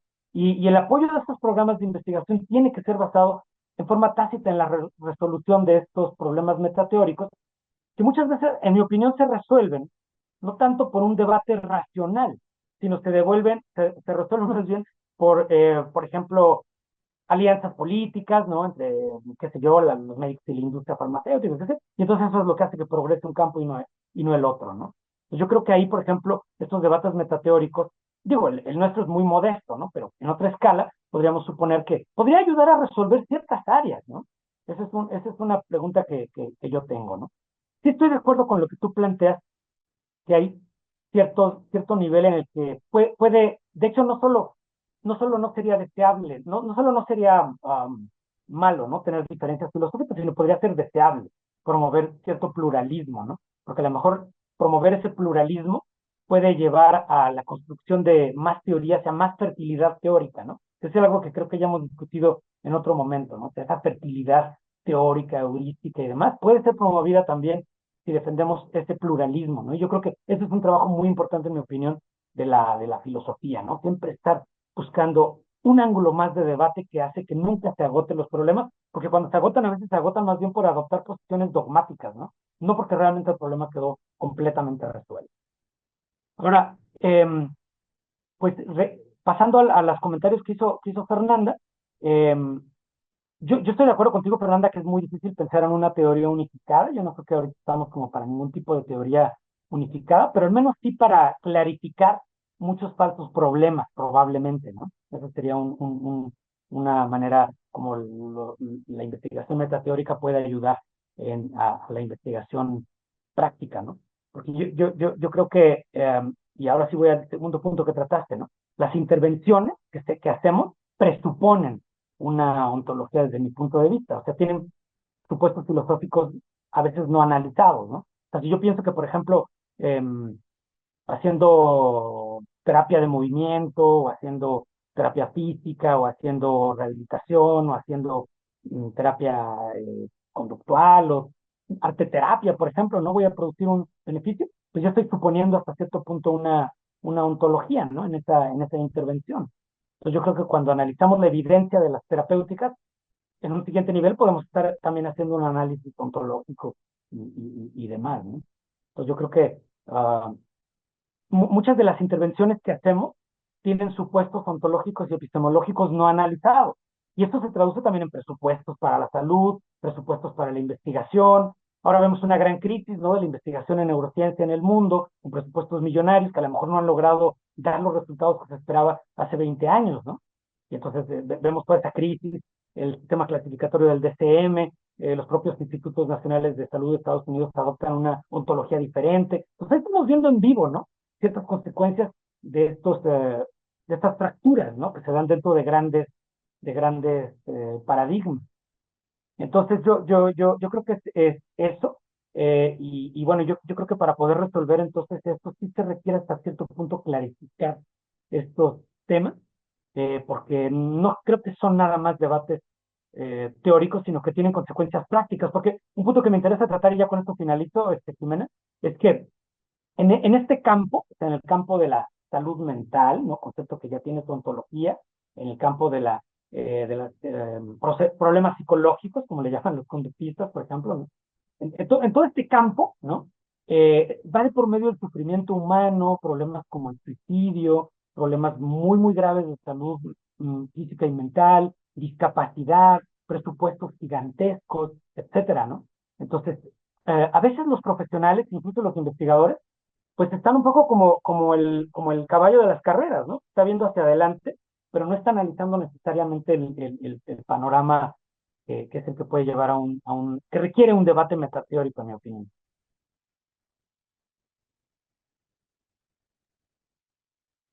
Ok, muy bien, muchas gracias, Jesús. No sé si hay alguna respuesta de Alejandro o de Fernanda directamente. Sí, Yo nada más quería decir algo rápido. Ah, pero no sé si Fernando debe decir algo primero. ¿Todo bien? Ah, bueno, pues nada más agradecerte, Jesús, porque ahorita que hablas de que lo que estás buscando son criterios y no un marco propiamente unificador, queda muchísimo más clara pues la intención, ¿no? Y pues también de alguna manera pues la viabilidad de esto, ¿no? Yo creo que esto es muy interesante pensar qué principios podría haber y pues sería interesante ver si algunos de esos principios podrían no solo ser metateóricos, sino también éticos, ¿no? Yo creo que eso sería algo interesante que podríamos discutir. Pero bueno, muchas gracias. No, muchas gracias a ti, Alejandro. Eh, ¿Alguien más que quiera decir algo? Sí, yo iba también a comentar, muchas gracias Jesús, y bueno, obviamente esta es una empresa muy ambiciosa y muy interesante y sin duda con mucha repercusión. Yo creo que puede tener mucha repercusión. Creo que sería muy interesante meter toda esa parte que comentaste al final. No sé en qué momento, en qué forma está tu reflexión hasta este punto, pero esta parte de la implicación al final en la toma de decisiones a nivel de políticas de salud y de políticas de presupuestos de investigación. No sé, por ejemplo, aquí en Montreal hubo un gran hype por lo que llaman la psiquiatría computacional, que es básicamente aplicar predictive processing a cualquier problema, intentar... Bueno, sí, realmente, o sea, ellos dicen que es psiquiatría computacional, pero está muy basada en la idea del procesamiento predictivo de Carl Friston y utilizarlo para explicar la esquizofrenia, para explicar. Entonces, suena muy interesante y de pronto todo el dinero para investigación se va para allá, ¿no? Y se va para allá y pues también quita el enfoque o quita parte de presupuestos de otros enfoques que tienen más que ver con lo social, lo comunitario, ¿no? Con, digamos, no es que una cosa esté peleada con la otra, pero a la hora de intervención, que es lo mismo, lo primero que pasa cuando cortan presupuestos, pues cortan los problemas, los programas psicosociales, los puestos para trabajadores sociales, trabajadores comunitarios que están acompañando a los pacientes, digamos, en el día a día, porque hay una cosmovisión y una ontología, como dices, a favor de la psicofarmacología, de la neurociencia, de la explicación algorítmica del padecimiento psicológico, mental, ¿no? Que no es que, y hay una cierta jerarquía también dentro de las mentes, dentro de la mentalidad de ciertas instituciones de salud, en la cual, pues ahorita la neurociencia, lo computacional, está por arriba de otros factores, ¿no? Entonces yo creo que sí es interesante también meter esa parte de esa implicación que tiene en la toma de decisiones a mayor escala. Yo creo que sí, es muy importante. Y sin duda creo que sí, pues una teoría del todo, aunque siempre supe que te querías dedicar a la teoría del todo,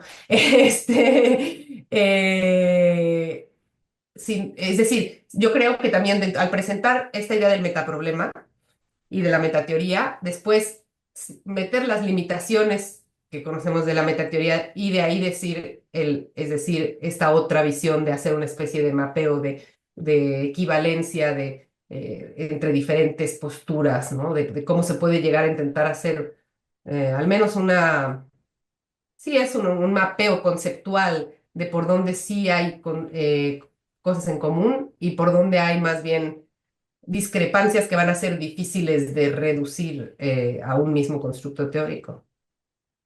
Pero gracias. No, nada más quiero manifestar mi enojo porque pues nada, estuve esperando mucho tiempo para hacerme esa broma, pero bueno, reconozco que fue una buena broma. Sí, es cierto, pero bueno, yo quería aquí plantear de lo que estaban ustedes comentando que me parece muy importante. La verdad es que dialogando con ustedes ahorita me doy cuenta también de esta otra dimensión que tiene a nivel de presupuestos, a nivel de muchas cosas, ¿no? Y yo nada más quiero enfatizar pues que a diferencia de otros problemas a lo mejor filosóficos y demás, aquí va por medio pues muchos temas, ¿no? Que tienen que ver con el problema del suicidio, con el problema de tantas cosas que tienen tanta relevancia ética y donde además tiene presupuestos muy amplios de por medio, ¿no? Y entonces donde a lo mejor no va a haber una solución para todos los problemas que sea idéntica, ¿no? Hay a lo mejor ciertos campos de la psicopatología tendrán que tener una orientación más neurocientífica, mientras que otros campos deben de tener una orientación más cultural, etcétera, ¿no? Y obviamente tiene que haber un espectro, ¿no? General de perspectivas que cubran todo ello, ¿no? Pero yo creo que estamos moviéndonos en un terreno de mucha heterogeneidad, pero lo interesante es que hay posiciones muy radicales, ¿no? Por ejemplo, todo lo que estás comentando ahí en términos de presupuestos, ¿no? Y lo interesante es ver los debates entre colegas, ¿no? Del campo de la psiquiatría comunitaria, el conductismo, la psicoterapia, el psicoanálisis y la psiquiatría más computacional y demás, Y entonces es como una torre de Babel. Ese es mi problema, ¿no? Realmente es una torre de Babel. Yo por eso empecé citando 500 escuelas de psicoterapia, ¿no?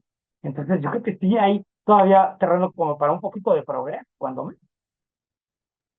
Y me faltó comentar una cosa que también otra implicación muy importante es que en el campo de la salud mental pues hay tanto charlatán, ¿no? Se necesita también una ontología para decir, a ver, estos constructos, salen tantas nuevas vertientes, de supuesta psicoterapia o supuestos acercamientos a lo mental, que se necesita rigor para decir, a ver, ¿dónde están estos conceptos, estos constructos que ellos utilizan y que se pueden llevar desde el terreno teórico hasta el terreno práctico y pues a veces con consecuencias graves para quienes confían en estas personas, ¿no? Justamente porque no hay en muchos casos no hay tanto rigor teórico, no están sometidos constantemente a un rigor teórico porque hay tantas nuevas escuelas, hay tantas nuevas vertientes, tantas nuevas teorías, ¿no? Entonces, este ejercicio que haces yo creo que también puede servir para eso, ¿no? Para limitar o al menos ayudar a la gente al escrutinio de estas nuevas charlatanerías, ¿no?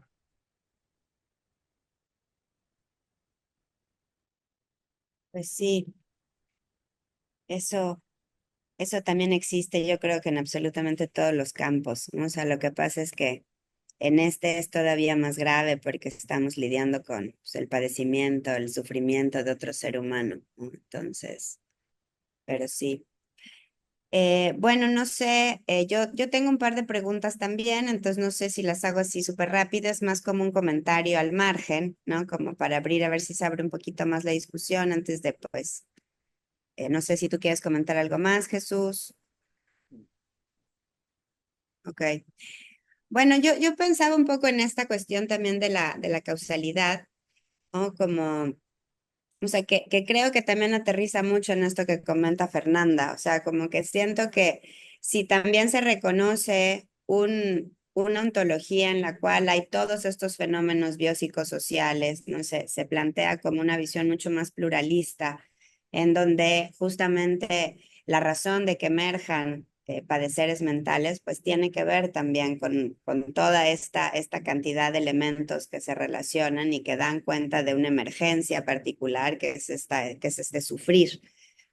Pero sí, creo que si justamente se pudiera dar mayor cuenta de que en este metaproblema o en esta como descripción de un pasito más teórico, más previo, se pudiera pensar en eso, o sea, en que la causalidad implicada sea completamente emergente, sea completamente de lo global a lo local, de lo local a lo global, ¿no? Que esté como más en movimiento y que, o sea, a mi modo de ver eso también es un poco lo que está planteando Sanneke de Hahn, o sea, porque además ahí también puedes meter muchas cosas, o sea, sí quizá podría perder un cierto rigor metodológico, o podría como, pero justo eso, pues que se dediquen los filósofos, ¿no? O sea, pero sí creo que es una buena manera de acercarte a un problema, el hecho de pensar, pues en todos las partes también más existenciales, ¿no? O sea, cuando tú hablas en términos de causalidad organizacional, pues sí tomas en cuenta todas esas jerarquías organizacionales, ¿no? O sea, sí tomas en cuenta pues todo este nivel de lo molecular, este nivel de lo celular, ¿no? Pero también tomas en cuenta, o sea, además de neurotransmisores, pues que esto es una cuestión existencial, ¿no? O sea, y que esa dimensión que tiene que ver con la afectación, ¿no? Con una capacidad valorativa, pero que también la podemos, o sea, podemos rastrearla a toda esta valoración, a esta afectividad que justamente pues tienen nuestras neuronas, con las células de la glía y con todas estas, pues tremendo nicho neuronal que existe. Y que por otro lado, si la pones en todo este abanico de posibilidades, pues también te lleva a esa relación de valoración, de evaluación, ¿no? Que es fundamental en la psiquiatría, ¿no? O sea, el rollo también parte de la salud mental, pues es este estigma que implica la relación tan patente que tiene con la vulnerabilidad, con pues tener mala calidad de agua, con tener pesticidas en la comida, o sea, como que también hay un montonal de otros factores que en este marco que es como una invitación a Jesús, ¿no? O sea, de pensar también en esta multicausalidad o como le queramos llamar, ¿no? Que implica una organización, ¿no? Que implica esta vida que se transforma en todos estos niveles de descripción. Y pues ya, eso quería decir. Este es un magnífico comentario, te agradezco. Pues, Eugenio o Octavio quieran cuestionar un poco. Yo sé que parecen problemas un poco de nicho, ¿no? O sea, como de, pero en realidad son problemas que yo creo que se tienden a muchas de las preocupaciones de ustedes también, ¿no? Eugenio, por ejemplo, tú nos has planteado muchos debates, ¿no? Sobre esta visión computacional, por ejemplo, ¿no? De la mente, y son temas que están aquí implicados. O sea, quizás las metáforas que elegimos tienen que ver con cómo estamos planteando los problemas, por ejemplo, ¿no? No sé, me gustaría escuchar tu opinión, aunque a lo mejor es un poco técnico lo que estamos discutiendo, pero me encantaría saberlo igual de Octavio, ¿no? Sí, gracias. Pues me voy a atrever, sabiendo que justamente, pues esta discusión tan profunda, tan necesaria, sucede en un nicho del cual yo apenas estoy aprendiendo. O sea que por eso digo que me voy a atrever a intervenir. Yo me quisiera apoyar un poco en un comentario que hizo Fernanda hace un momento, justamente que tiene que ver con algo que yo estoy observando desde mi propio nicho, que también actúo desde ahí, que tiene que ver con la computación digital, con la informática, y es como esta especie de supremacía de lo algorítmico. O sea, la idea de computación, la idea contemporánea de computación actualmente es por defecto la computación en artefactos digitales, la computación en máquinas digitales, y tengo la impresión de que eso está permeando en muchas otras disciplinas, ¿no? Esta cosmovisión de lo técnico. Estoy pensando en un filósofo italiano que a mí me interesa mucho, que se llama Federico Campagna, y que él dice que en este momento vivimos en el cosmos de la técnica, donde todo es reducible a la computación, puesto que todo es enumerable, medible, serializable, intercambiable, etcétera.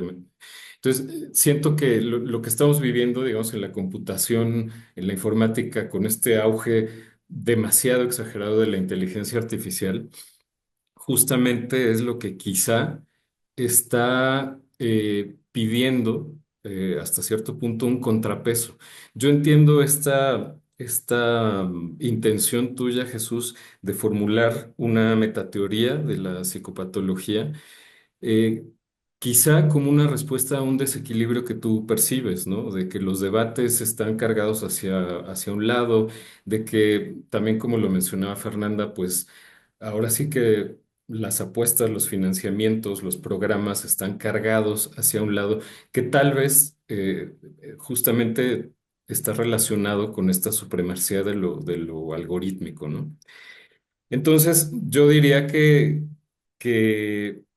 es importante, o sea, contestar a esta, pues a esta especie de exacerbación de las metáforas que estamos viendo, ¿no? Yo, sin ser una persona que tiene que ver con directamente ni con la psicología ni con las neurociencias, de ninguna manera me he dado a la tarea de aprender un poco, justamente porque encuentro en la informática una cantidad de metáforas que hablan sobre la mente, sobre la inteligencia, sobre el razonamiento, sobre el entendimiento, y que incluso, por poner un ejemplo, hace unos días escuchaba un desarrollador, un programador, decir que habían hecho un nuevo modelo de inteligencia artificial y que era mejor porque ese modelo era capaz de dormir, ¿no? Y que era capaz de dormir y que eso reseteaba sus circuitos de razonamiento, etcétera, etcétera. Entonces, evidentemente esto es una metáfora que está formulada de una manera que no es inocente, sino que en este momento hay una competencia descarnada por crear modelos de inteligencia artificial, pues que se acerquen a aquello que se ha llamado, pero no definido como inteligencia artificial general. Y quizá lo que se puede adivinar de este término, que como les digo, no se ha definido a satisfacción, lo que se puede adivinar es que desde ese término se vislumbra, tal vez de manera lejana, eh, el intento de querer lograr a través de la computación digital un símil de la mente humana. Entonces, siento que todas estas narrativas que ahora tienen un peso tremendo, no solo a nivel cultural, sino pues también a nivel de programas de lo que se está apoyando desde las instituciones, una metateoría que logre equilibrar otras visiones de lo que es la mente, que no necesariamente sean computacionales, creo que es útil, es necesario para matizar pues, como lo decía hace rato, esta supremacía de lo algorítmico que si nos metemos ya a cuestiones de computación, pues tiene muchísimos límites, ¿no? Y que jamás desde la computación digital, y lo demostraron Church y Turing desde hace muchos años, la computación tiene muchísimos límites y no todo es computable, ¿no? Entonces, muchos de los procesos mentales, muchas de las cuestiones que tú llamaste lo psicológico y enumeraste estas tres cuestiones, la experiencia subjetiva, el comportamiento en interacción, los procesos mentales, mucho de ello no es computable, ¿no? Y se demostró desde la computación digital, no pensando específicamente en los procesos mentales, pero no todo es computable, quizá ese es el mensaje, ¿no? Y siento que en esta metateoría de la psicopatología también debería tener cabida aquello que no es computable y por lo tanto, pues crear este contrapeso, así lo veo yo, a una hegemonía que en este momento pues se está volviendo o nos está haciendo pensar que todo es computable, ¿no? No sé si mi contribución aporta algo o no, pero digamos es la visión de una persona que lo ve desde allá, ¿no? Desde la programación, desde ese otro mundo. Y bueno, es lo que puedo decir en este momento. Fantástico, Eugenio. Muchas gracias. Adelante, Octavio. Bueno, yo, pues, en buena medida nada más para venir a complejizar más la discusión de esta metateoría, es que actualmente pues, están apareciendo una serie de chatbots, de psicoterapia, de inteligencia artificial. O sea, ya es un fenómeno que se está dando y al parecer, bueno, acaba de salir una publicación en el New York Times que dice que incluso funcionan incluso mejor que muchos psicoterapeutas, ¿no? Entonces, bueno, tiene que ver también con lo que comentaba Eugenio y con lo que comentaba también Fernanda sobre si esto es pues una charlatanería o no. Es decir, ¿hacia dónde vamos? Es un poco esta pregunta. Creo que la discusión en ese sentido es muy relevante, es urgente incluso, frente a toda esta serie de fenómenos, porque esto se viene a sumar pues, las múltiples psicoterapias que ya existen, ¿no? Entonces, pues bueno, ese es mi comentario.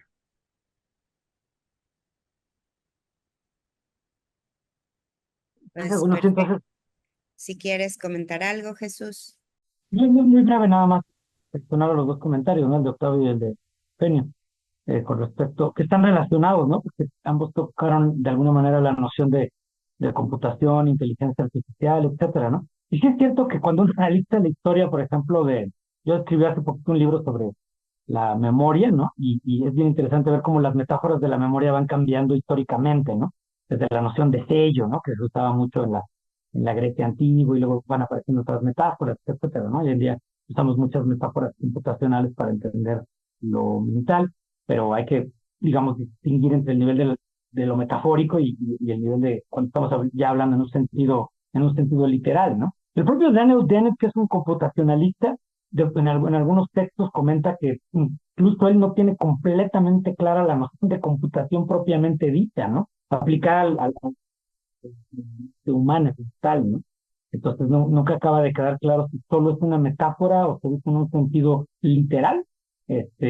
Y digo, es un debate indiscutiblemente muy interesante. Está claro que en todo caso nuestros procesos psicológicos no son como los de una computadora digital, claro, digital, ¿no? Porque pudiera haber teóricamente otro tipo, otros procesos de computación y tal vez la mente es computacional, No lo sé, yo no estoy seguro porque, insisto, no tengo todavía criterios de como de arbitraje, ¿no? Para asegurarlo.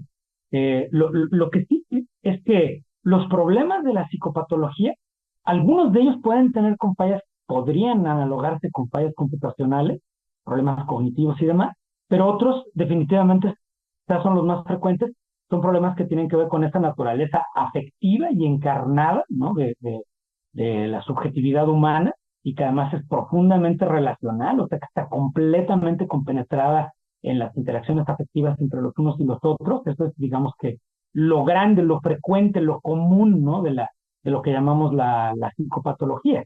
Y en ese sentido parece difícil entenderlo con una metáfora computacional, por lo menos como las computadoras, como las conocemos actualmente, ¿no? Yo soy muy escéptico ahorita, Octavio, de estos chatbots de terapia, de terapia digital. Lo he discutido con expertos del campo, ¿no? Me parece que solamente pueden simular las interacciones verbales, que no es el nivel, en mi opinión, en el que se dan los procesos psicoterapéuticos más profundos, ¿no? Que sí tienen que ver con otro tipo de aprendizaje afectivo y demás.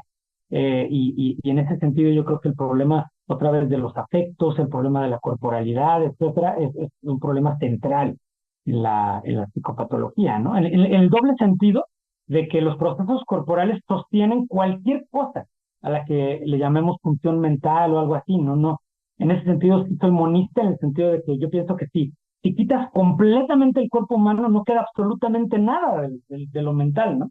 En el caso de la mente humana, ¿no? Y soy soy totalmente escéptico del mind uploading y ese tipo de procesos, ¿no? Basados en metáforas computacionales tempranas como las de Hilary Putnam y demás, ¿no?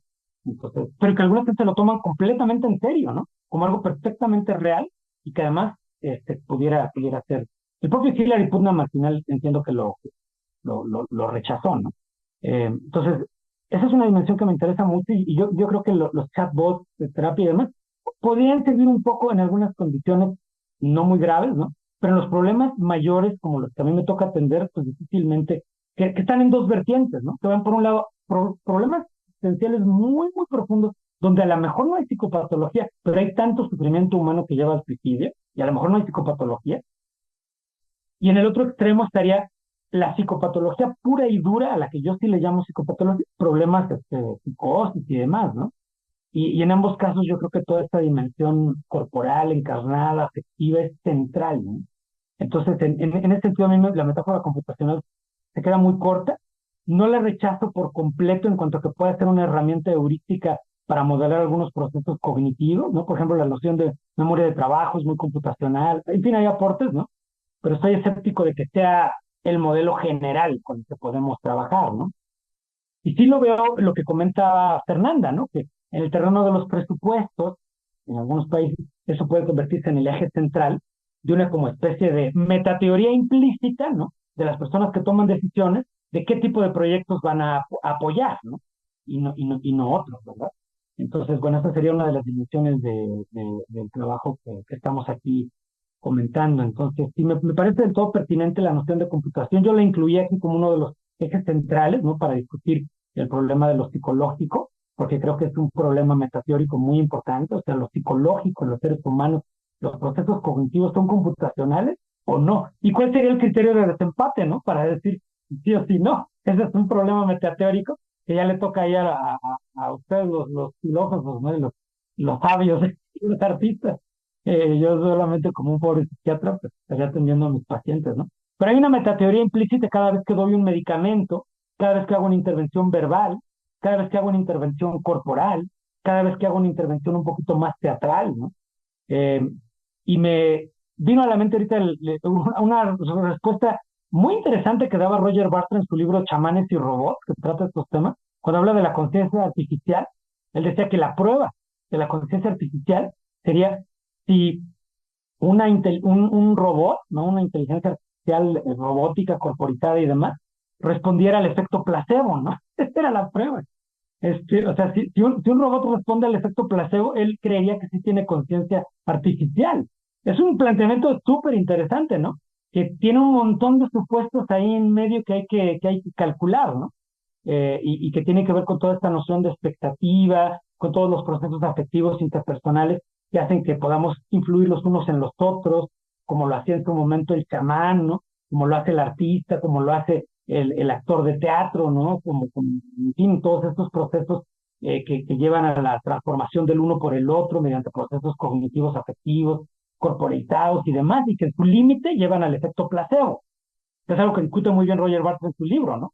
Que el efecto placebo depende del nivel de aparataje que le metas, ¿no? O sea, si tienes aquí un aparato gigantesco con luces y demás que está mandando una cosa, eso tiene más efecto placebo que simplemente enseñar una aguja, ¿no? Y también depende de quién le enseña, o sea, hay toda una teatralidad, ¿no? En el efecto placebo.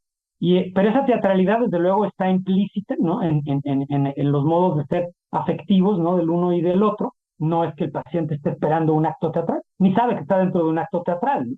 Pero ahí se puede usar el teatro como una metáfora para entender esta escena clínica. Y entonces el planteamiento en el sentido de Roger Barthes es bastante interesante, ¿no? O sea que si una inteligencia artificial respondiera al efecto placebo, probablemente podría hablarse de una conciencia artificial. Es un tema bastante atractivo como para analizarlo con más detalle, ¿no? Pero las computadoras como son hoy actualmente hoy en día, pues están años luz de eso, ¿no? En primer lugar porque no dependen de mecanismos corporitados, ¿no? Yo creo que cuando pensamos en la afectividad humana, pues pensamos en la mortalidad, pensamos en el dolor, yo siempre traigo el problema del dolor, no porque quiere estar hablando de cosas que nos deprimen, ¿no? También el problema de la risa sería igualmente importante, ¿no? Pero esa dimensión afectiva, pues, que está profundamente anclada en nuestra corporalidad, sí es un criterio de desempate muy importante y que todavía yo creo que las computadoras solamente lo pueden simular. Pero bueno, estoy trayendo este tema porque ciertamente una de las teorías centrales de la psicopatología contemporánea es computacional, ¿no? Entonces no es, y una buena parte de la neurociencia es computacional, no toda, pero una buena parte, ¿no? Entonces, bueno, esos son algunos de los temas de debate, pero bueno, ya, lo dejo aquí mi comentario, Jimena, para tu modulación. Perfecto, Jesús, pues muchas gracias. Em, no sé si alguien más quiere decir ya un último comentario, una última pimponeada. Bueno, una última pregunta. Quería saber qué opinión tienes, Jesús, sobre la psiquiatría orientada a personas como un modelo. Obviamente no va a integrar todas las cosas de las que hablaste, pero digamos, por lo menos sí va a integrar pues la parte biomédica con lo social, quizá con lo narrativo. ¿Tienes alguna opinión sobre esa Un propuesta? poco te refieres como a la tesis de Carl Rogers de la psicoterapia orientada a la persona, algo así. No sé si te refieres a esa No, noción o quieres yo no sé explicar un mucho de poquitito esto, más pero para... Sí, sí. ujú. Sí, es algo más contemporáneo. Entonces es como un modelo de atención, digamos. Está pensado así.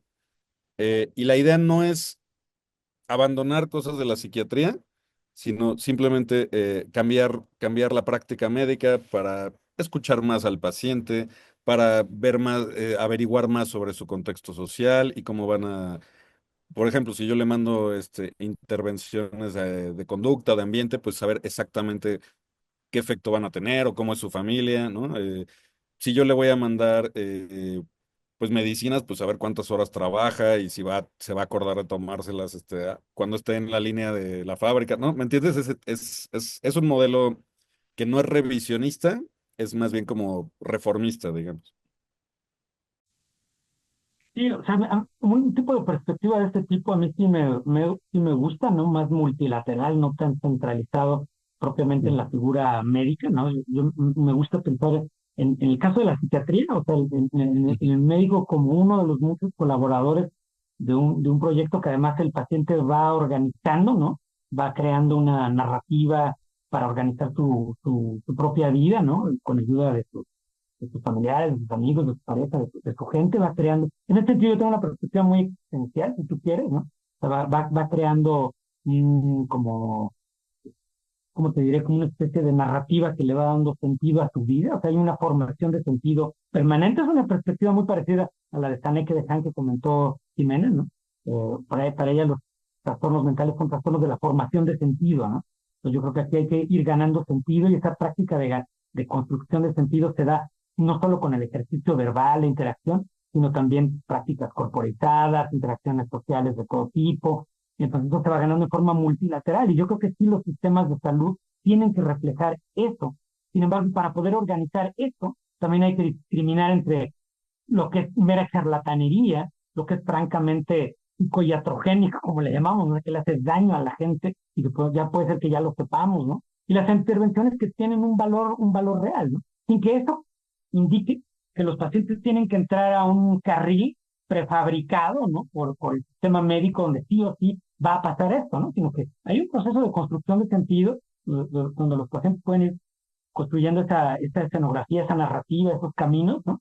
De formación de sentido, con sus propias herramientas, con su propia cultura, y utilizando los recursos que le da un sistema, pero donde cada actor de ese sistema también tiene que probar cuál es tu valor, ¿no? Y para eso se requiere investigación científica y desde luego, pues, regulaciones éticas y todo lo demás, ¿no? Entonces, no sé si esto contestó tu pregunta o fue un poco Sí, sí, divergente pues, mi comentario, ¿no? Pero sí, yo creo que sí, se requiere ese tipo de modelo. y yo creo que esto que dices, y también lo de la psiquiatría centrada en personas, ilustra que se puede ganar mucho no solo en la teoría, sino también en la implementación, en la aplicación, ¿no? Y yo creo que eso es parte de lo que estabas, tú también diciendo, ¿no? Si quieres Ok. comentar más, por favor, queremos escucharles. Pero más bien Jimena, tú dinos qué hacemos. Ya a lo mejor ya estamos en momentos de cierre, ¿no? Pues sí, no sé si alguien más quiere comentar algo. Fernanda, Octavio, Eugenio. Si tú, Jesús, te gustaría dar un cierre.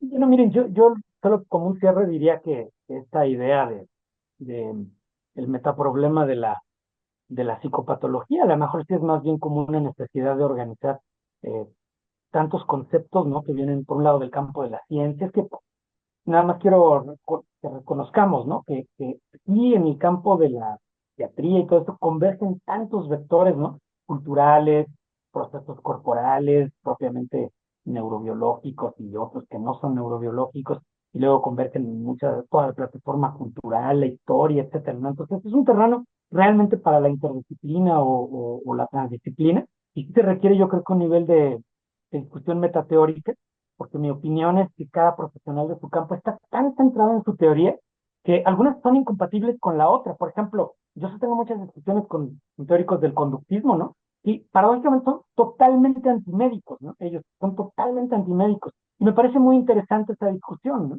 ¿Por qué ellos están tan absolutamente seguros? ¿Y por qué los médicos psiquiatras están tan absolutamente seguros? ¿Y por qué los psicoanalistas están tan absolutamente seguros de los suyos, ¿no? Y pareciera como que cada profesional está tan absolutamente seguro de lo suyo que yo creo que tenemos que desestabilizar un poquito esa certeza para pues, hacer las preguntas pertinentes, para por lo menos tener algunos criterios de desempate en algunos problemas, ¿no? De ninguna manera yo creería que yo puedo proponer una metateoría completa, ¿no? Nada más es formular algunas preguntas que pueden servir como para eh, pues para una corriente de investigación en este campo metateórico. Ok, pues muchas gracias, estimado Jesús. Muchas gracias, Alejandro. Muchas gracias, Fernanda, Eugenio, Octavio. Pues seguiremos pensando en estos temas, aunque además, pues justo creo que se cruzan en lugares en donde a todos nos gusta estar un poquito, ¿no? Así que, pues un placer escucharlos y pues nos vemos en una próxima sesión de este Laboratorio del Conocimiento.